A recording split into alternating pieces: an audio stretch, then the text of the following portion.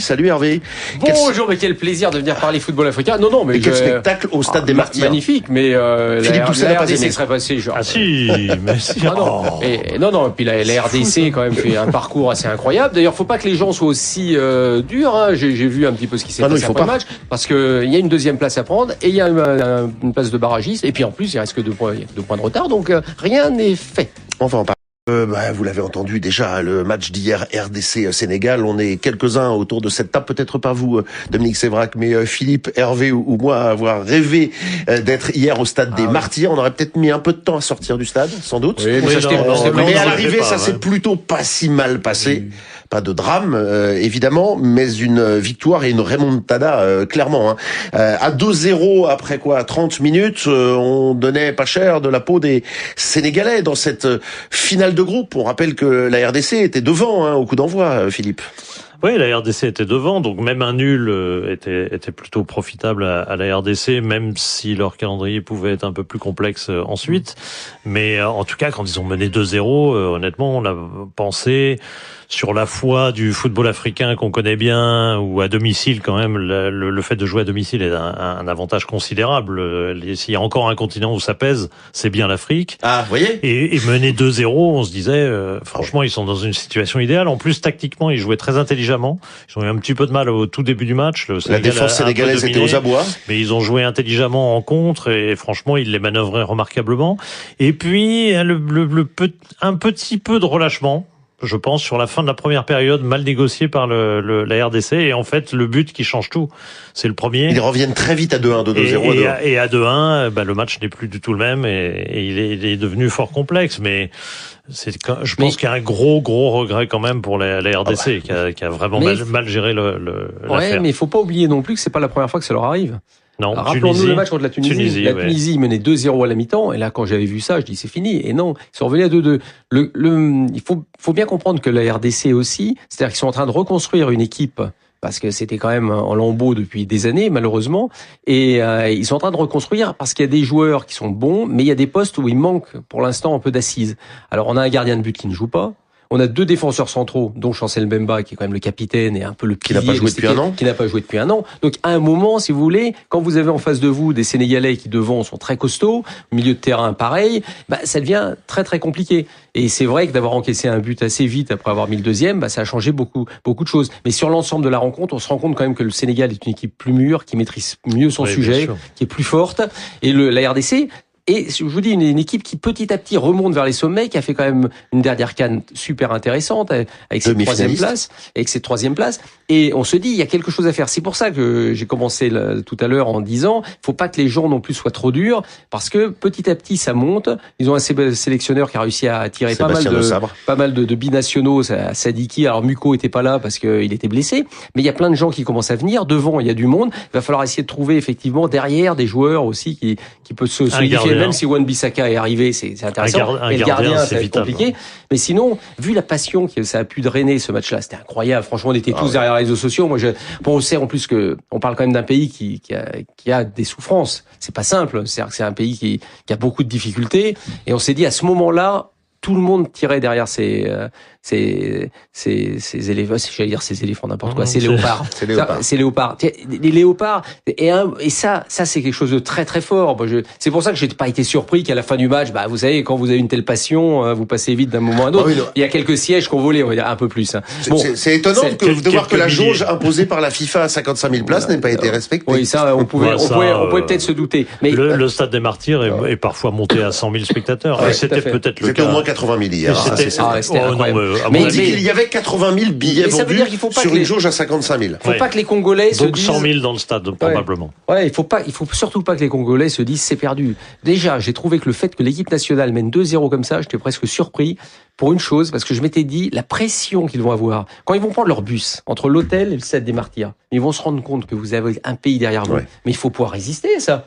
Moi, je me suis dit, le début de match, il y a les jambes qui vont légèrement trembloter. Et finalement, non. Ils ont réussi à faire le boulot. Simplement, c'est surtout, il faut mettre en valeur plus que les faiblesses qu'il y a pu avoir, à mon avis, à RDC. C'est aussi le travail des Sénégalais, qui ont vraiment une équipe ultra solide, qui sont en train de reconstruire et qui vont arriver à la CAN vraiment blindés de confiance. Je vous propose d'écouter à ce sujet le sélectionneur Pape Thio.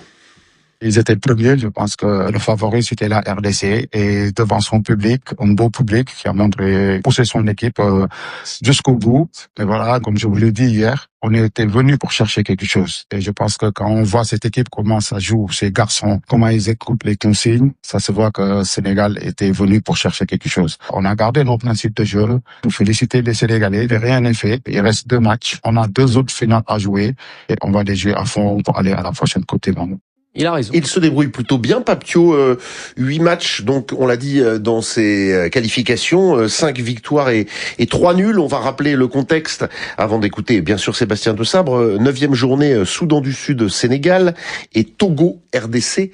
Et 10e journée, RDC, Soudan. Attention, le Soudan est 3e, sans doute un peu décroché pour aller chercher la 2e place. Et il y aura Sénégal, Mauritanie. Bon, voilà, il y a des matchs à...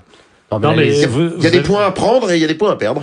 Vous avez une formule à 6 qui était une absurdité, ce qui fait qu'au bout de quelques journées, en fait, vous avez déjà 2-3 équipes du groupe qui savent déjà qu'elles vont pas se qualifier, parce qu'il y a que le premier qui passe. Oui, bien sûr. Donc, comment voulez-vous qu'à la 9e et 10e journée, vous ayez des grosses surprises? Il y en aura pas. Les équipes, elles sont complètement démobilisées. Elles préparent déjà autre chose. Après, il y en a même qui vont mettre des jeunes, je pense, qui vont préparer peut-être la CAN ou préparer d'autres compétitions. Pas toutes, parce qu'il y a des équipes aussi qui profitent de ces derniers matchs justement pour préparer la CAN. Enfin, et puis des sélectionneurs. Une équipe qui joue la qualif. Et la RDC, elle va jouer la qualif au moins. Pour les barrages. Eux, ils sont bien placés parce qu'ils ont fait un très bon parcours. Ils ont 16 points. C'est plutôt bien parti. Je vous propose d'écouter Sébastien Desabre qui fait, on l'a tous dit ici, on est tous d'accord, un très très bon travail depuis son arrivée du côté de Kinshasa. C'est sûr que c'est une déception par rapport à la physionomie de la rencontre, c'est dur. Le match a tenu ses promesses, malheureusement ça n'a pas tourné en notre faveur malgré le fait qu'on ait eu 2 buts d'écart, on a eu beaucoup d'occasions, le Sénégal également, mais la réalité c'est qu'ils ont marqué un but de plus que nous, donc il faut féliciter l'adversaire. Nous regarder ce qui n'a pas marché pour sur les prochaines rencontres contre le Togo et le Soudan, continuer notre route de qualification vers la Coupe du Monde parce que ce n'est pas fini. On est 2e et on doit y croire jusqu'au bout. Voilà pour Sébastien Desabre. On rappelle que les 2 équipes sont dans le même groupe lors de la CAN. Oui. Mais c'est vrai que il y aura 2 ou 3 qualifiés dans le groupe, ce sera plus facile. Oui, sur 4. Ce match-là, quand même, était très attendu. Il a tenu toutes ses promesses. Et ça aussi, c'est quand même c'était sur un terrain très difficile. Ils ont fait franchement, ça a été un très bon match de foot en dehors de l'émotion qu'il a suscité. Et puis c'est une belle exposition pour le foot africain. Parce que quand vous avez un match comme ça, tout le monde en a parlé. C'était en plus avec la passion, la pression qu'il y avait autour de ce match-là. Maintenant, effectivement, le terrain, le problème, c'est qu'il va falloir aussi un moment travailler sur les terrains.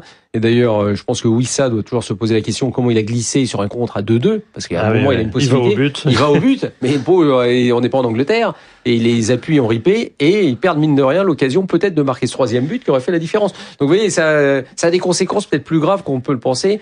Il va falloir aussi qu'après tous les pays, parce que je trouve incroyable, juste une petite parenthèse, qu'autant de pays ne jouent pas à domicile, il devrait quasiment y avoir des sanctions. C'est-à-dire, vous pouvez pas jouer à domicile, et ben vous avez match perdu. Vous avez un groupe qui est celui de l'Afrique du Sud, est-ce qu'on va en parler tout à l'heure? On va en dire un mot, bien sûr, parce que les 4 derniers matchs, ils jouent quand même à domicile.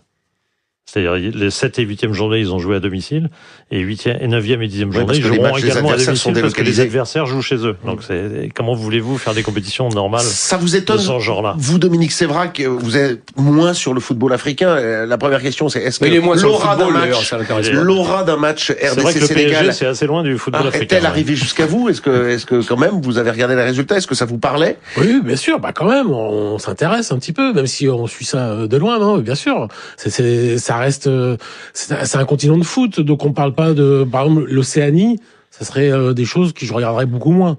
L'Afrique, c'est évident que ça fait partie de notre culture de foot, quoi, de passion et de résultats. Mais j'ai pas ce même rapport avec les résultats de la Corée du Sud ou voilà. Mais l'Afrique, c'est évident. Mais la Corée du Nord, oui. Dominique qui confiait hors antenne se tâter quant à aller vivre sa première CAN en décembre prochain au Maroc. Vous seriez bien accueilli au sein de l'équipe RFI. J'ai déjà fait quelques stades là-bas, notamment à Rabat et Casablanca. Le nouveau stade de Rabat est incroyable. J'ai connu l'ancien. Les nouveaux, Ah ouais. tu y as été? Non, j'y suis pas allé, mais j'étais en fin de construction D'accord. et on m'a confirmé après Ça va être l'ouverture là. Ouh, C'est ouais. le Ah, stade de la finale. Stade de la Stade de la finale, finale de la Finale, CAN, hein, oui, de oui, la bien sûr. CAN. Ah ouais, 80 000, 100 000? 70 000, je crois, Ah, 78 000. Non, mais à Casa, ils font un stade de 100 000 Oui. pour la Coupe du Monde 2030. Qui ne sera pas le stade de la finale. Non, je ne crois crois pas. pas. Je suis pas sûr. C'est pas sûr, c'est pas Attention, encore attribué. attention. C'est pas On sûr. rappelle qu'il y a 9 stades. Hein. Combat en vue quand même. Hein. Ouais, ouais. Combat en vue. 9 stades dans 6 villes différentes. Combat en vue. Ah bah de toute façon, la Coupe du Monde est sur 3 continents en 2030. Oui, bah, donc ça- c'est- Ça se joue On a entre le temps.